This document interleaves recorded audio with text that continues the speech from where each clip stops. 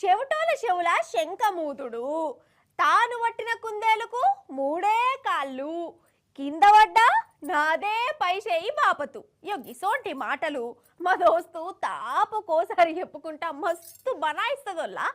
అసలైతే ఇసోంటి మాటలని నాకు కాదు, మన ముఖ్యమంత్రి రేవంత్ సార్కు బాగంటే బాగా సెట్ అవుతాయేమో అనిపిస్తుంది. నాకు అనిపించుడు కాదు, మళ్ళా నన్ను బదనాం చేయగల. అగో వాళ్ళ కనిపిస్తుంది. ఎవరంటారా చూడని మీరే. ఇది చదువుర్రి. ఎస్ ఎస్ ఏ అంటే సమగ్ర శిక్ష అభియాన్ అన్నట్టు. వీళ్ళందరూ సమగ్ర శిక్షలో పనిచేసే కాంట్రాక్ట్ ఉద్యోగులు. మన రేవంత్ సార్ వారు ఓట్లప్పుడు వీళ్ళను పర్మనెంట్ చేస్తా అని మాటిచ్చిండు. ఇప్పుడు పర్మనెంట్ లేదు, గిరిమినెంట్ లేదు అని అంటురట. ఎంత అన్యాయం ఇది. అందుకే దగ్గర 26-27 రోజులు సంది ఇల్లు రోడ్ల మీదకి వచ్చిర్రు, ధర్నాలు ర్యాలీలు తీసిరు. అయినా సర్కార్కి ఇలా గోస కనవల్లే. అందుకే దినాం తీరొక్క నిరసనలు చేసి మన రేవంత్ సార్కు ఇలా బాధలు చెప్పుకుంటురు.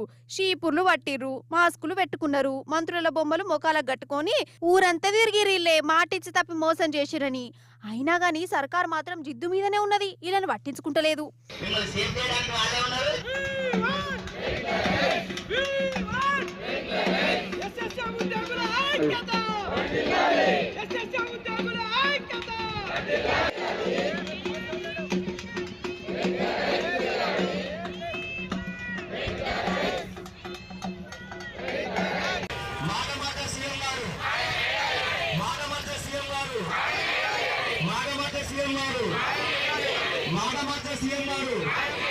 కాదోల్లా, ఏంది వీళ్ళకి అవస్థ?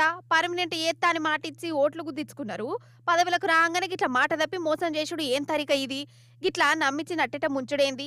ఆశ పుట్టించుడెందుకు, అటెనక ముంచుడెందుకు?